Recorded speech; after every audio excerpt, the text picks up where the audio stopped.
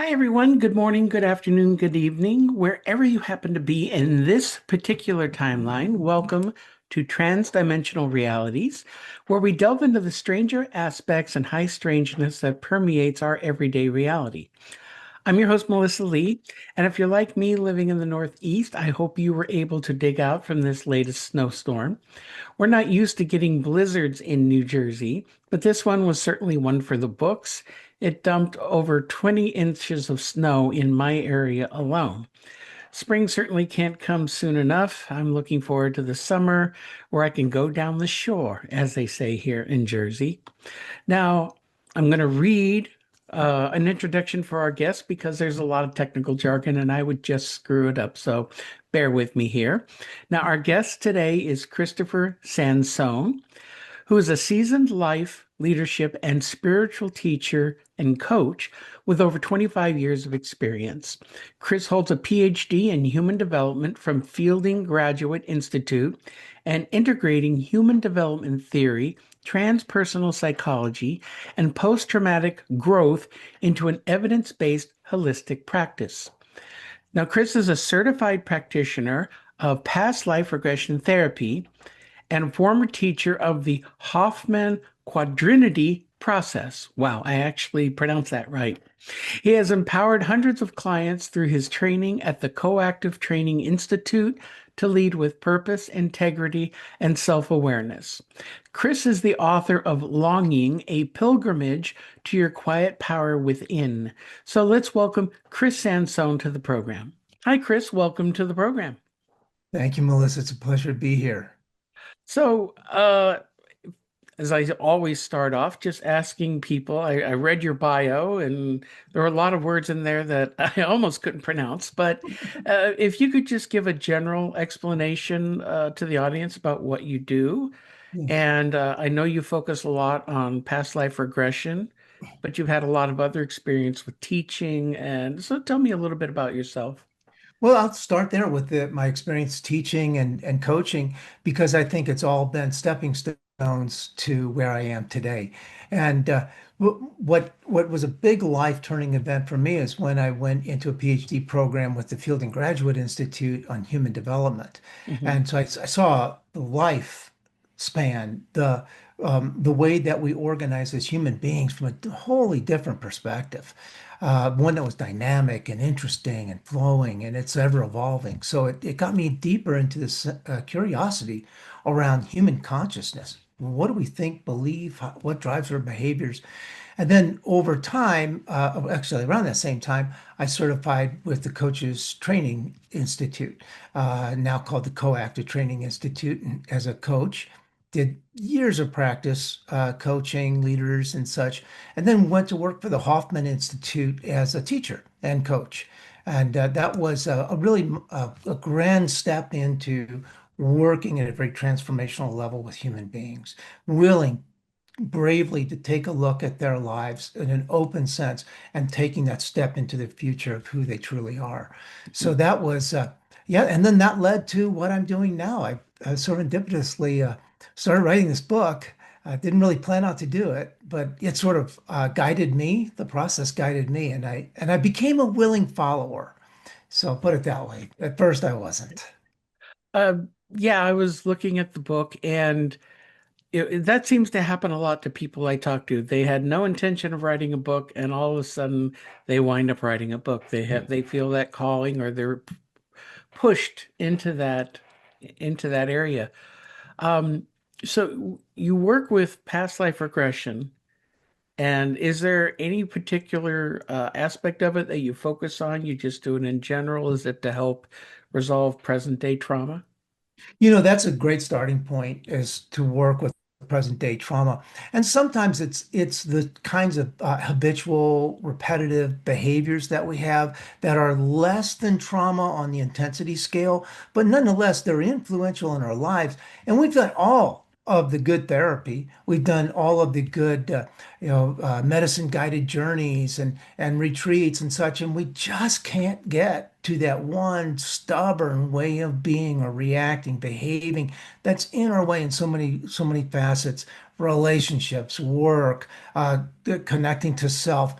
it just keeps getting in the way. So past life regression offers yet another avenue into a healing journey.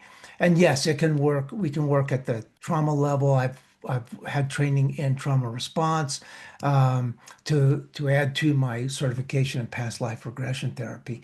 So it has a wide berth of application and uses. Now, past life regression and hypnotic regression in general has been used for years, Yes. but how well is it accepted in the scientific community, You know, especially dealing with past lives? fairly well, actually.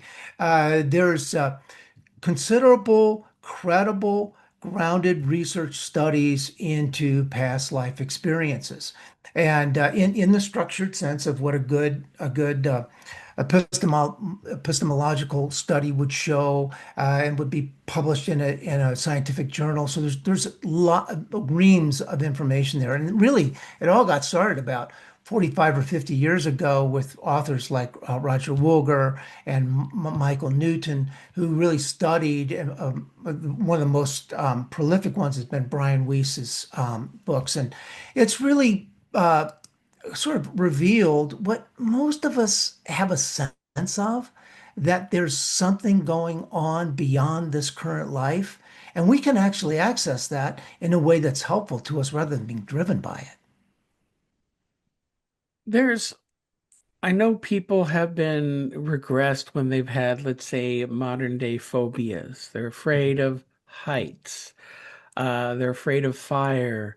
Mhm. And usually, with taking them back to a past life, they find out that maybe they fell off a building and died, or they were burned at the stake in England or something. And so those traumas seem to bleed over, even though if you look at the idea of reincarnation, we're technically supposed to have all of our minds wiped when we come here so that we're not influenced by the past and we can learn and grow. And yet these things still seem to bleed over.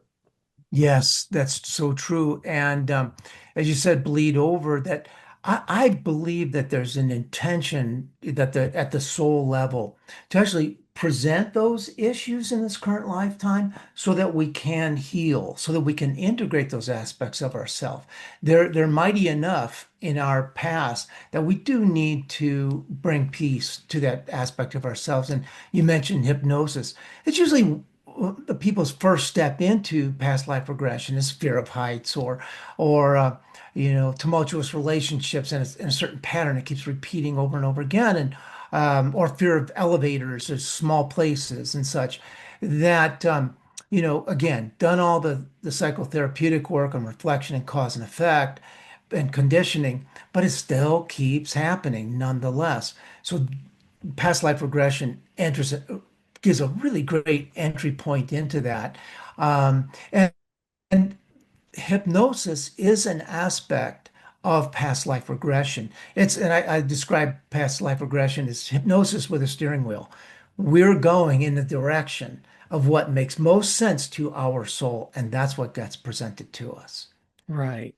Because you could regress somebody and not even just tell them generally, and you can correct me on this if I got it wrong, but generally you're letting the patient who's under regression pick the lifetime, pick the scene on what's most important for them at that moment. And that's usually where that trauma comes from.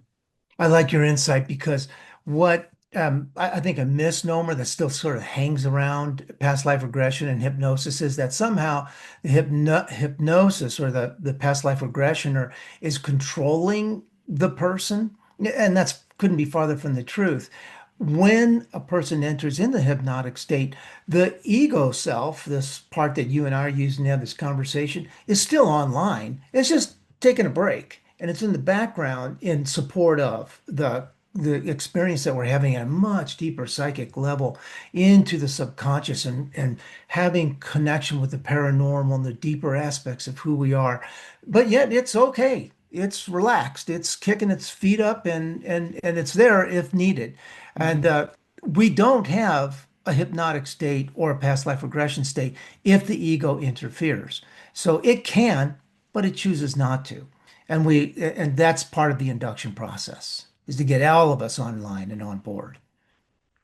What about some criticism that comes from places that suggest that the regressionist is sometimes planting ideas in a person to lead them down in a certain way, or in kind of asking leading questions, and then the person's mind is making something up to respond to that question, wanting to, in that hypnotic state, they want to, in essence, please the Yes. person asking the question.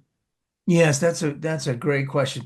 Normally, that's nearly impossible. Now, not to say with certain personalities we can't be highly influenced and we're pleasing and want to accommodate the whoever the therapist is. But there's a much deeper at choice process going on that precedes the need to please or these sort of inherited patterns that we get and we play out in life. And that comes from the subconscious. And so we're getting access to that, and it also is choosing. So the subconscious doesn't lie. I mean, we don't lie in our dreams. We project real stuff. It's symbolic, it's metaphorical, but it's real. We're not lying in our dreams. And that is the aspect of ourself that we're accessing. So it's really difficult to trick that part of ourselves or manipulate that part of ourselves. Besides, most persons who have a sense of self that aren't going to put up with that, or they're not going to play. The subconscious just won't do it. So the ego and the subconscious, you know, enjoin and say, not for me. Or the session just won't go very far.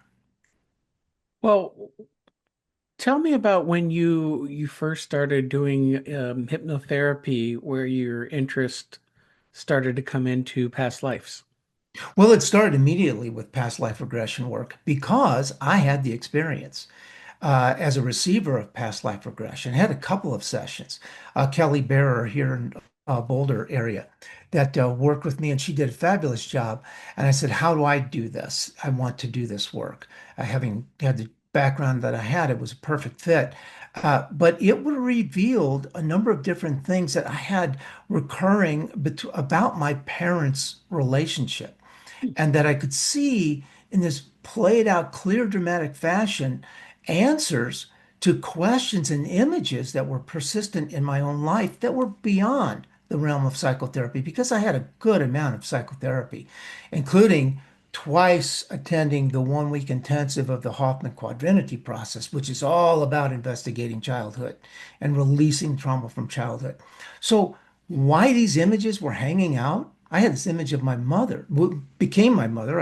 I had this version of her that at this point I yet didn't know it was my mother. And it was actually coming out in psilocybin experiences and then later in my conscious, non-affected mindset of seeing a woman imprisoned in a single jail building, chained, strewn across the floor in great agony. And she was a beautiful woman, by all accounts, highly abused by the situation. And I pieced it together. Why? And I could envision myself as some 6 or 8 year old little boy on a step or something, peering over and being able to see her through the barred window and feeling tremendous agony myself, sorrow and separation from my mother and complete powerlessness to save her. But the past life regression took me into who is this woman? I got her name was Veronica. Who is this woman? Who is Veronica? Who is this boy? Why are they connected? And how did she get there? And that's how it played out in my scene. And my subconscious went right to it in detail. And I understood, oh, this is the kind of relationship I had with my mother. I felt her savior who was powerless. Hmm. So once I got that in my awareness, my current day awareness, I could work from a new way of being in relationship to my mother, who by that time had passed, but still my internalized version of my mother was much more peaceful. Fascinating. That's really an interesting story. Mm. Um, I think a lot about something that has been really interesting me lately. I've been listening to a lot of near-death experiencers stories and trying to put that together with the past life experiences that happen under regression. And a lot of the stories I hear about is they talk about planning your life before you come into this life, the Mhm. Yes. blueprint. Why are you going to be this way? And if all of that is planned to have new experiences, I question why certain aspects from past lives, again, would bleed over into this life if you're here to have a new experience. That is a fundamental question. And the there are two perspectives on this that actually blend. One is determinism or fate. Like I planned, and therefore I have these experiences. However, that's only part of the story. That's one half of the equation. The other half of the equation is I have free will choice. And there are a lot of variables in the planning and the way it gets played out in the lifetime. So, for instance, I may plan to have a relationship with a particular person, but that particular person isn't available right now. So now what do I do? Well, I have free will choice, and I am still compelled to gain a lesson through relationship. I'd hoped to be with this person A, but now person A is not available, so I will find person B to help me to engage in that relationship so that I can learn this lesson. So there are lots of fluid points and connections that are affected by the human choice. So, for example, if a father um, abandons a child, but that father was necessary for that child to learn a lesson about connection and foundational kind of love and groundedness, but the father leaves, well, that just and that was made at a very human level, not at a very egoic personality level, not from this place of soul and spirit. Now that child's got a different choice. That child has to find a match to learn that lesson somewhere about healthy attachment.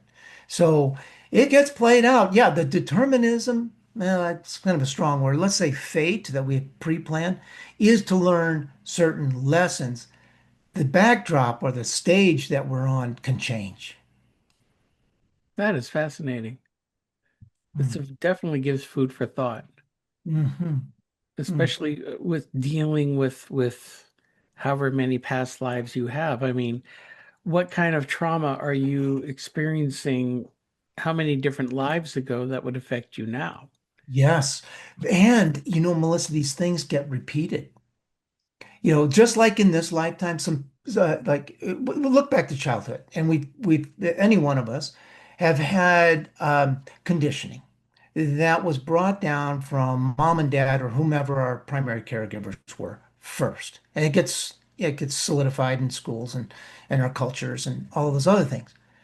But we come in with this sort of innocence and impressionability. Like we want, oh my gosh, we want to please, we want to belong, we want to be like, we know we need to survive. We're very vulnerable. So we'll do just about anything to get that kind of affiliation and that security, that core survivor security. So in that mix, we're learning how to be and behave from another standard that's outside of us. It's learned behavior. It's imposed on us. Yeah, we adopt it. We adapt to these things, but it's coming from somewhere else. And until we get to the root of who we truly are, we're just going to keep repeating those patterns over and over again to the point they're habitual. And we get really good at some of them.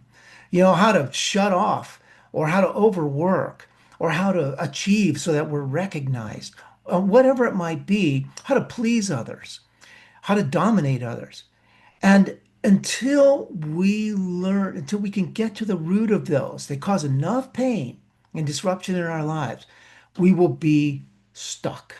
So that's the beauty of past life regression. It recognizes, oh, there's these repeating patterns across lifetimes that can actually be unstuck. I can be free. but most people are kind of afraid of that. They don't want to deal with removing the stuff they know. So they stay attached to it. But it takes enough pain and suffering, and then finally someone says, I give. Okay, what? What is it? And then the work begins. About how many people would you say that you have walked through past life regression at this point? You know, the numbers are hitting like in the 20s, 30s. I've been working with people at different levels Hmm. and groups and helping people to reflect on what's going on. I'm interested from the standpoint of this a current learning process engaged in. It's called somatic channeling. And there are some 40 of us in this cohort. And this is an emerging, very dramatic, and dramatic in the sense of outcomes, and also an appearance of a way of expressing self that's quite ancient. But we've like most human beings, we sort of want to reconfigure it and make it something else. But at our essence, all of us have this ability to heal. And what comes out through the spontaneous expression, somatic of the body, and connecting to the body as the true temple of the soul, coming here and giving attention and freedom to this is so much about what happened in the past. So much is emerging. And I hear stories and testimonials over and over again from our cohort about meeting some aspect of self that they had no idea of in this current life, but makes absolute sense and explains so many different things about what they're experiencing. An onerous relationship that they have. Why am I so drawn to people who kick me around? What's that about? And we realize that in the past, they've had those kind of experiences, but have never been able to get out of them and Hmm. free theirself. So once they realize, oh, this is something I've actually chosen, I didn't choose it consciously, but I chose it, I cannot, I can choose to not have this. And then that's the point of freedom. And the body's telling us this constantly. What about the opposite of maybe somebody who is in that cycle, but not because they weren't able to resolve it in the past, Mhm. but maybe they were on the other end and causing it in the past? Some Yes. people, use the word karma. I use that word very reluctantly because I don't Mhm. think karma works like a lot of people think. But what are your thoughts on that? Well, I'm really appreciate that you put that finer point on karma because we kind of think it's like a justice system. Like, Hmm. you do that, well, karma will get them, and, or the universe will get them, and whatever. There aren't paybacks in that sense. It's all about choice. So sometimes we come in, you mentioned pre-life planning, we come in with the intention of fulfilling different roles in service of others and ourselves. So we may know that we have in the soul, at the soul level, we have a tendency to be irresponsible and not be able to handle day-to-day decisions or follow through or commitments. So we come into a lifetime where we're going to be exposed to a bunch of decisions and people around us who might be lax in carrying forward their responsibilities. So now we got to take over and we got to handle this. I've heard accounts of it was actually, it's a pretty dramatic one of, in the research, it showed that there was a man and a woman. Woman was abducted in a bar. She was roofied. The man takes her into a hotel room and rapes her before she leaves, inexplicable to her. So he falls asleep. She regains consciousness. She kisses him and leaves. And she couldn't understand why she did that. Why did she show him this affection? And which she probably should have called law enforcement on him or done something, whatever, sew him up in the sheets. But she gets out and she finally, through past life regression, realized that was an aspect of that was a being from a soul from her past that she had abused. And it came back to regain the power differential between the two of them. It was an agreement. And so from there, she made peace. And that's one of the more dramatic episodes. Most aren't like that. No, but no, that's pretty wild. Yeah. Uh, the, Sometimes I wonder with when we look into past lives, at least most of the ones that I've studied or heard about, Hmm. they're relatively within the last 1,000 years or so, and it seems like lives that are much older than that, let's say going back 5,000 years. Hmm. I mean, humanity's been on this planet for a lot longer than that, Hmm. but the focus of lifetime seems to be more recent, and recent trauma, say in the last couple of 100 years or few 100 years, Hmm. rather than going way, way, way back to where we're hunter-gatherers before society formed. Hmm. Hmm. So I'm just wondering, in your experience, if you've encountered, or how far back has anyone really gone in your experience? Well, most of the ones that I consider far back are around 1,000 years ago, putting us in the 1800s or so, and late 1800s. Um, and and I don't know why. More like the Victorian era. I don't know why that is. I mean, I could think of three or four different examples of people who entered it into that point. And I don't think it's because we take that long of a span to reincarnate. Typically, the shorter span is about 100 years that we'll come back into. Uh, so I don't know why that. Maybe it's just the people I'm working with. I'm not sure, but those times seem to be particularly impactful in these current lives, and I'm not sure why. Hmm. Maybe because, well, you could say they're fresher, they're Mm, closer, and yet one of the things I've been studying in my own research is the idea of linear time is just a concept for us here. There mm, really is no linear time. It's all mm, time is happening at once. mhm. Um, String theory seems to point that way, especially with multiple dimensions. Yeah. So, uh, when you're looking at some of these, what we would think of as more recent lifetimes, the Mhm. time doesn't matter. Yes. The good point. It doesn't matter what matters is beyond this let's call it a human construct of time. But what matters is the emotional resonance that it has on our current lives, and our current lives being the greatest indicator of where we are on our leading edge of our soul. So if we're having these experiences now today, it means that something from the past is continuing to affect our evolution. So we need to work with that. We need to open to it, not sort of shove it down or, overbehave, overcompensate for it, but really to invite it into our awareness. Most of the time, 99% of the time, it's because there's pain, there's hurt, there's suffering. And that part of us needs to be integrated into the current self. And that no better time than the now. Let's bring it in now and skillfully do that so that we don't have to be hooked to the past and sort of strung out, and these exhausting kind of behaviors. So when we free up an aspect of ourselves through a past life regression experience, we're freeing up a lot of other stuff that's been constructed around holding that in place too. So overall, it's like, I mean, just a great breath of fresh air and relaxing the shoulders and getting back into the body. So I had an example of that with working with a client who knew that she was quite brilliant, knew that she was quite effective in her business. She was a entrepreneur and had done a highly successful development of an organization, but she always felt this reluctance to speak her truth.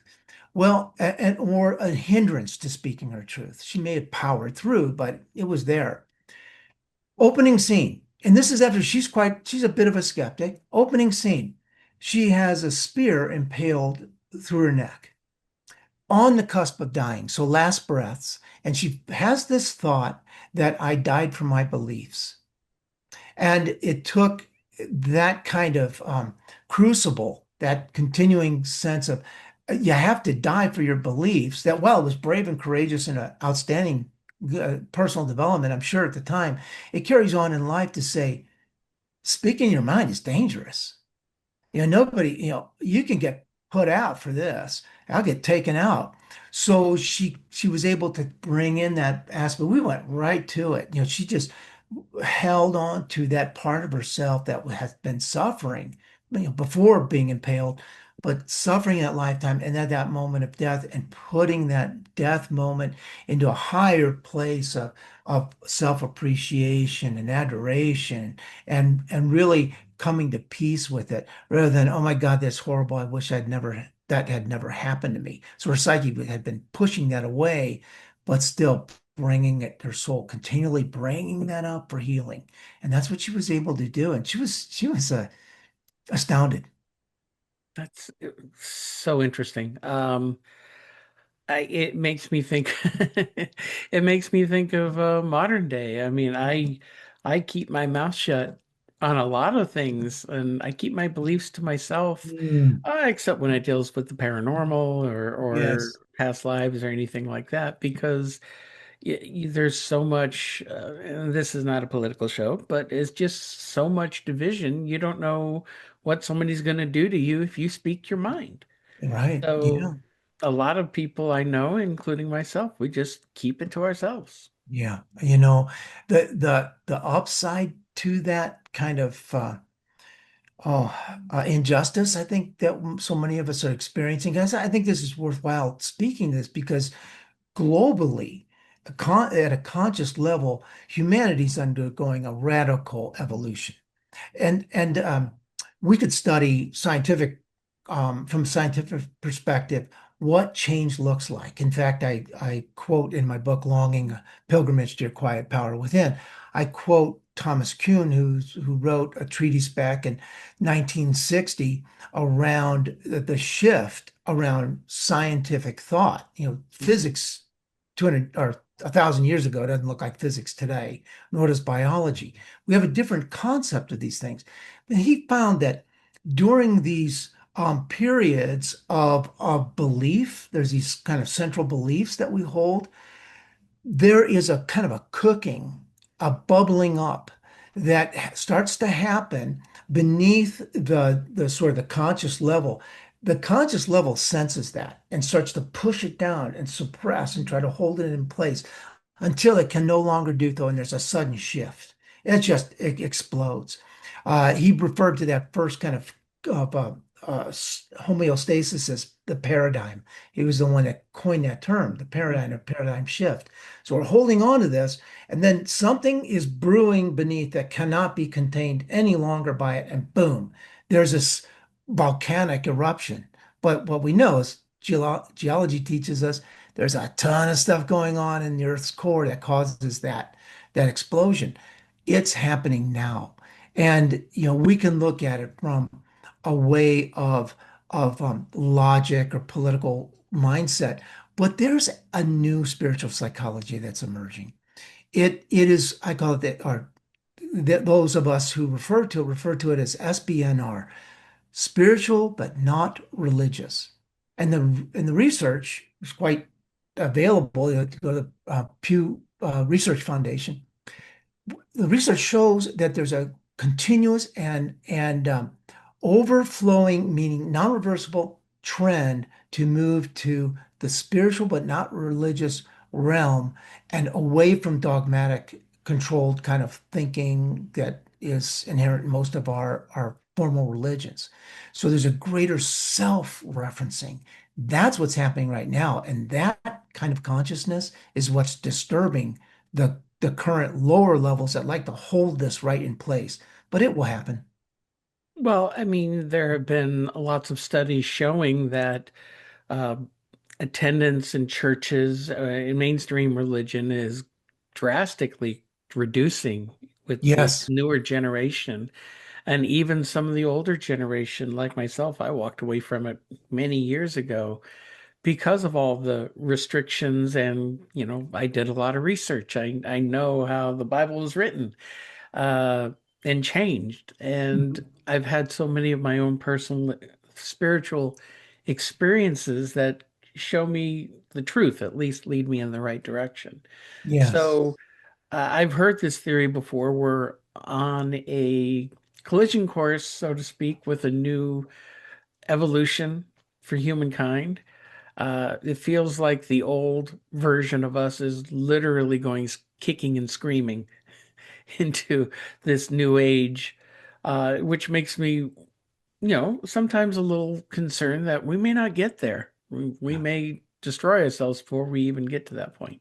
Well, I'm an optimist and I believe we'll get there. And one needs to look at the other side and say, well, what if we don't? What happens? One of the authorities, early authorities in this that I referred to in Longing is Pierre de Teilhard de Chardin, the French philosopher, writer. He was a paleontologist, made some significant discoveries. But he wrote about this evolutionary quest of the planet, of the universe, really. And he called it a striving to omega, that there is this process that he called new genesis that's within every cell of every living being that is striving for its complete fulfillment. And Omega Point is this complete convergence of reunity, like us all coming together and putting our differences aside. And there's no guarantee. He speaks of the risk to this that we've all stepped into as members of this universe to be part of this shift. And so we do need to advocate for one another. We need to stand up and get political as we need to. I'm not saying everyone needs to get political, but I'm saying to the person, what is political for you? What is using your voice to influence what that is? And and lean on others to help support us as well. So yeah, I don't want to get too far into the current That's quite all right. You can't help thinking about it when you're living through it. yes. Uh, let's go back into it with past lives Mhm. again.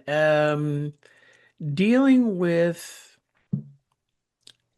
when you're dealing with clients, have you had situations where you have a client going into multiple past lives at Well, once?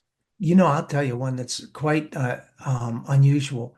Young woman, successful in her career. And she was a therapist working with us, but it wasn't exactly what she wanted to do. She sort of followed that by a family sort of pressure or conditioning that this is what we do. So she finds herself in this and would like to make a change. That's not too radically different, but it's different enough to challenge her, and she's not making the change.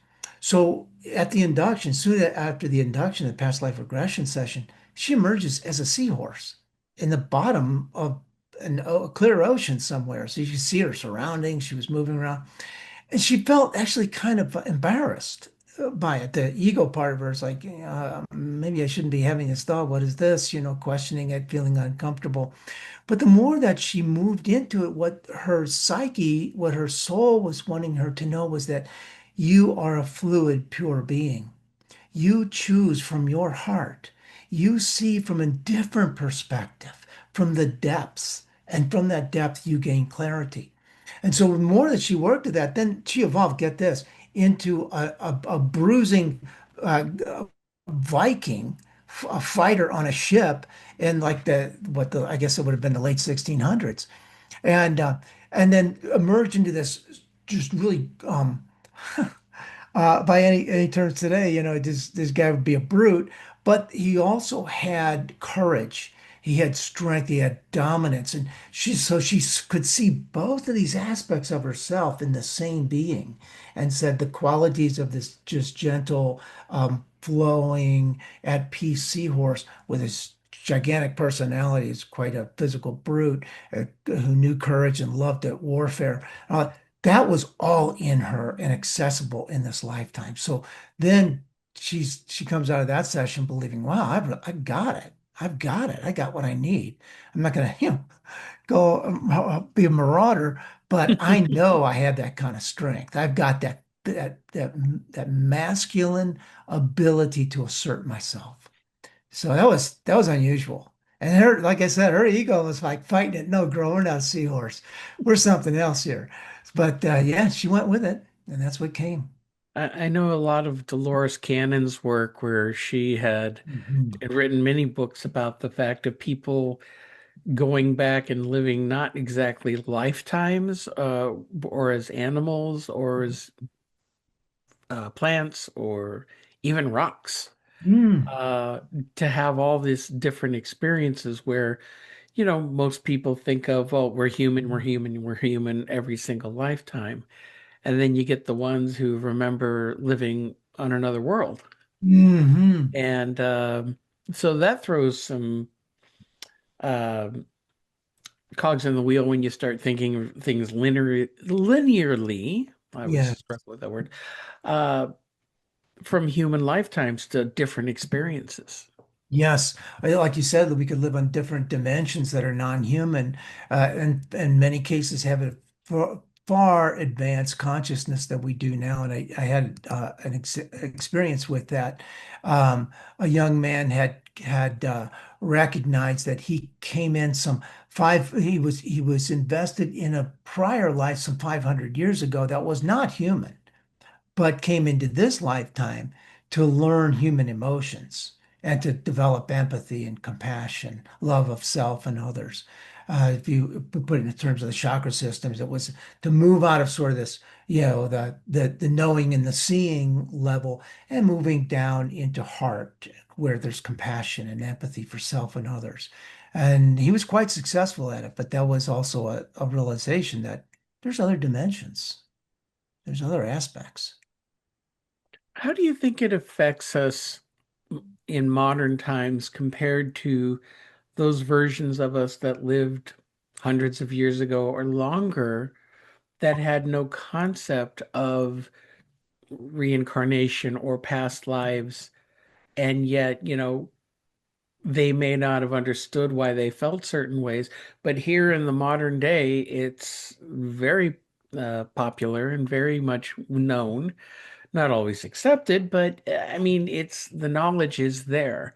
So these last couple of generations who are living with understanding these experiences, does it affect us in any way compared to past lives we've lived where we were just ignorant? Let's just say we grew up in a very strict religious background, and this type of discussion we're having here would never exist.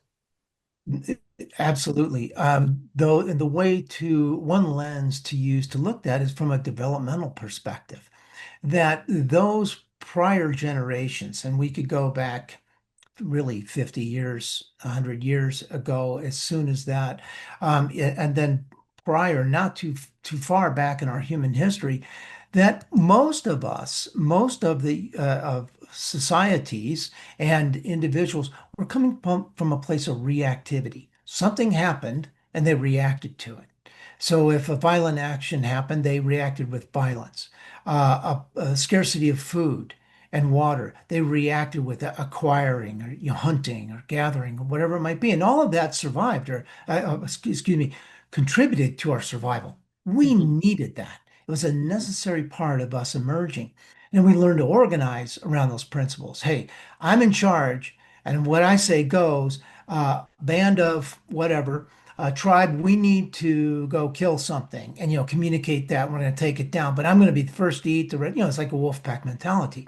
Mhm. So that still exists in our consciousness, that kind of wolf pack mentality of a single alpha and alpha female, male females, dominance, and then they breed accordingly. Well, that's still active in our culture. It's active in us not I would say active.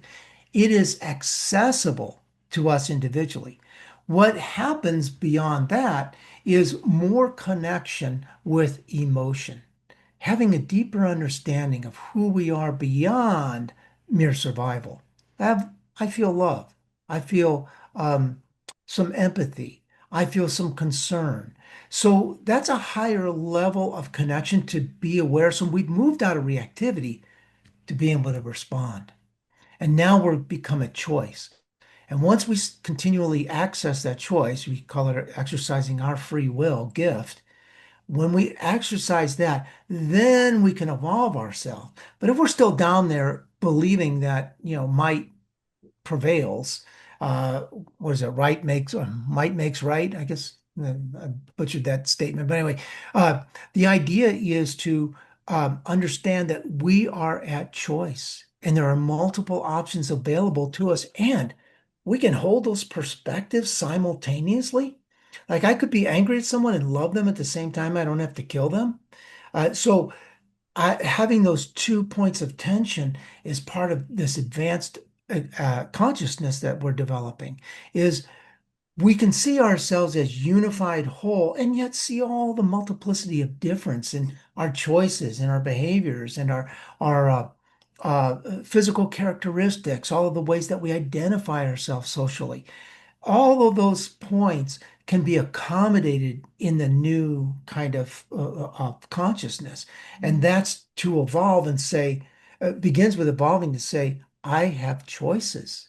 I don't just have to do this. And we saw so much of that socially in the 50s around the women's movement being articulated by Bella Asberg and others in the 60s to say, hold on a second. There's more than one way of being female in this world.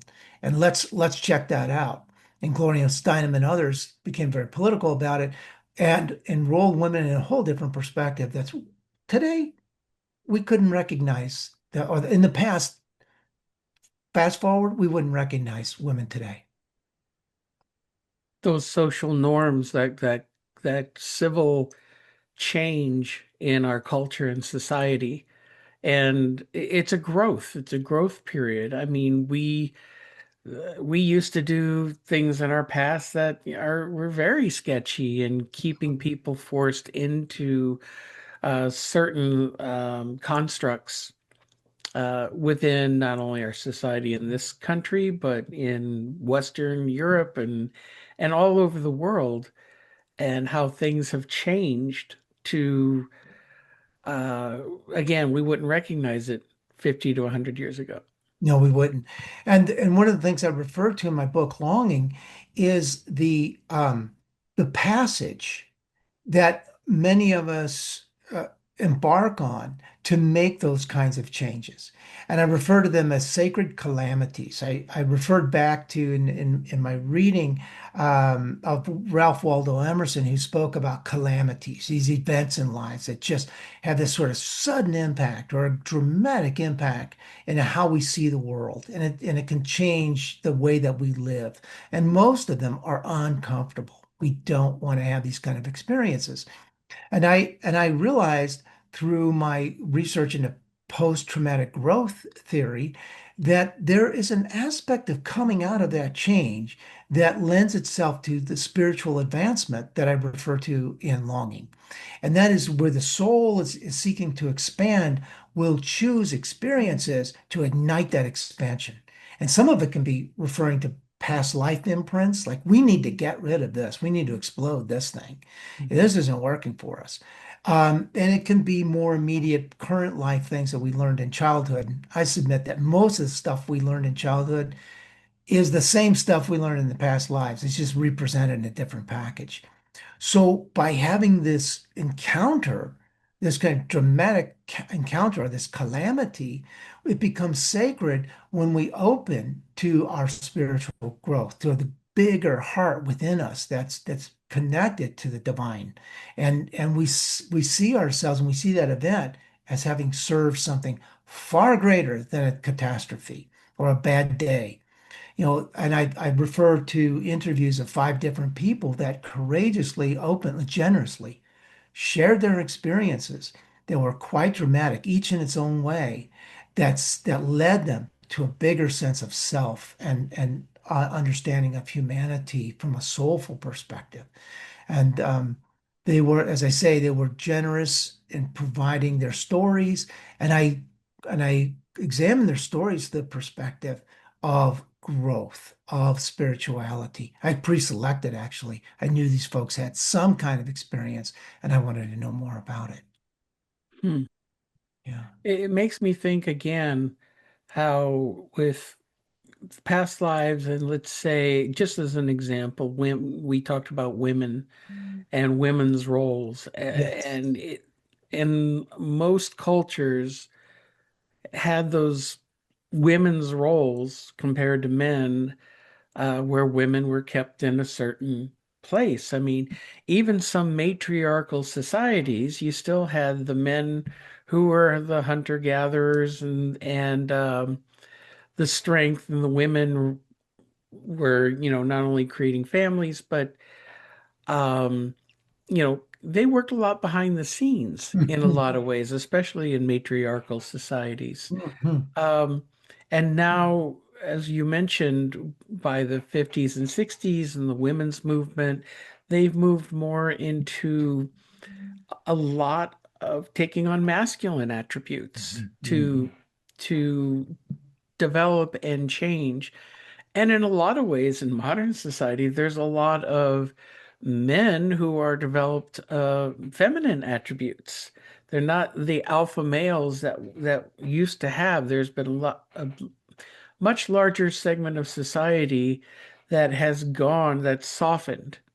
And it Yes, doesn't go, I mean, there still are the alpha males out there, absolutely, but there's a lot more, or at least it's more recognized that there are people who are more in touch with their feminine side than, say, the hardcore masculine. I agree. And within each of us, there is whether we're born male or female or we transition, there's born within us those qualities of masculine and feminine. Regardless, they follow us. They're within us, and we have them in varying degrees. Unfortunately, our societies, and less so, as you and I are underscoring here, less so being imprinted in certain ways of behaving so that we avoid, if I'm a man, I'm going to avoid the feminine by acting ultra masculine. So that it keeps it simpler, right? I'm a man, and men act like this. And so it's a kind of binary perspective that, or the non-accommodating psyche that, or psychology that adopts those kinds of beliefs. So let's just keep it simple. Uh, but there's far more complexity to all of us, and that's what's part of what's getting open in what we're experiencing in our culture now is a willingness to embrace that, not just admit it or allow it, but to embrace it and value it. I, for one, am learning to embrace the more and more my feminine in a way that I goes beyond appreciating it. It's like active learning. I'll give you a quick example. I did a stupid thing in June.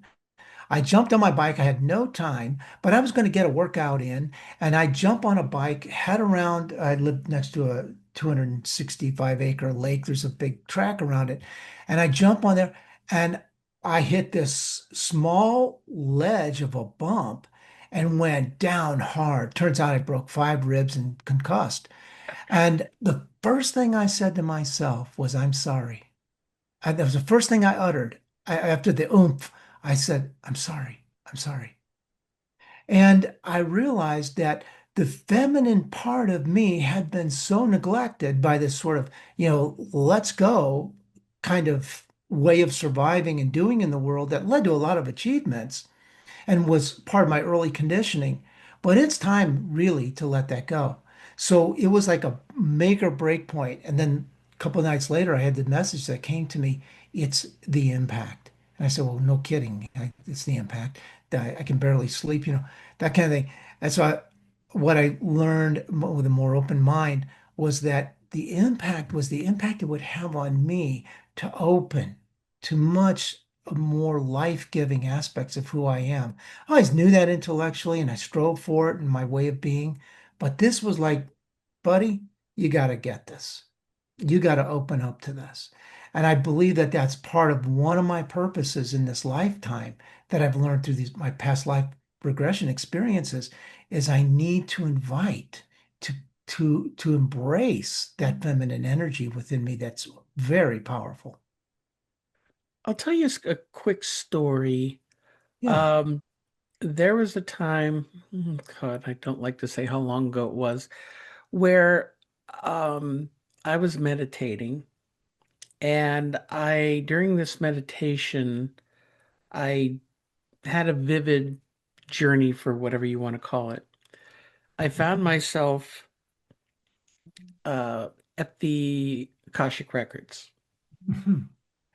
And when I entered it, it's like, what so a lot of people could imagine, big, granite, columns and rows and rows and rows and rows of books stretching to eternity.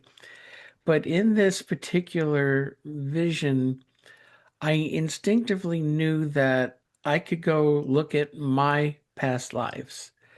And there was this little tiny shelf compared to everything else that was in there. And I understood that I could pick two scrolls. So I grabbed one, and without opening it, I just understood it was a past life as a Roman emperor.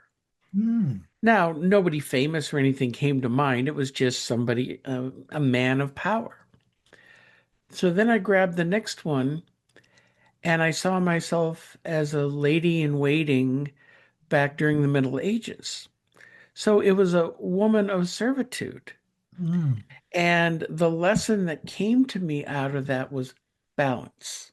mm, You're mm, you're experiencing both extremes, and but they're still the same person, they're still you, and it's balancing out those energies from those lifetimes. mm, And I think and that's definitely a lesson for me in this lifetime mm, is balancing out, masculine and feminine energies, um, social status energies. I mean, power and servitude. There's a lot to unpack in there. mhm, And I mean, that's all I can remember, but mhm, it stayed with me for a very, very long time, which kind of fits perfectly in with the whole aspect of reincarnation and experiences. You experience one aspect of a life, and then you experience another aspect. Sometimes they're the opposites. And again, I won't get into karma. It's mhm. just that it's a learning path It's to a learning. learn all of these experiences. Mm. I love how you recognize the qualities that those two lives were presenting, that you have those, that you have access to those. And then from there, did you consciously choose to develop them further and integrate them?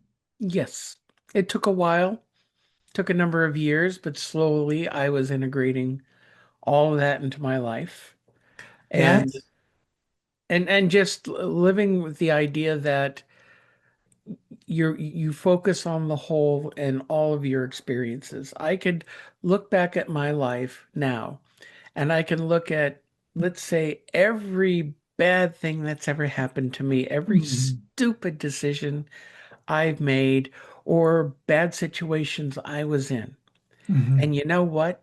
mhm, I can honestly look back at every single one of them, even though I might cringe, and I realize I would not be the person I am now if I did not experience that. mhm. In a good way. Yes, In yes, a it's good way. You made learn, me a yeah, better person, but it's all learning experiences. yes. Yeah, I want to offer two observations around this. First is you led yourself into a past life regression experience via your dream, right? This all occurred in a dream state or when in meditation. It was a meditative state. Meditation. So you were in a deeper state of what we collectively or broadly speaking could call a trance. You brought yourself into a trance state, and you went with what emerged, and you came to these two volumes of past lives that held information that was relevant to you to today. And then you could then be at further choice about how you would work with that information in those dimensions of yourself. That's a past life regression session. You did it. And we can do those. Well, sometimes in our dreams, they just happen. But we can walk ourselves into those experiences just as you expertly did. Then the other thing I want to say about that is that you were shown this information and you decided, so you exercise your choice to integrate those. And that's the advantage of a past life regression session is that we move into that with the intention to reveal, to heal, and to live out those changes and those commitments to change by our choices. And then you referred to there was Yeah, I was referring to the sort of shock experience I had with a bicycle. Sometimes those kinds of things, those immediate shocks, also bring us back to something that we've historically done, or these sacred calamities bring into view.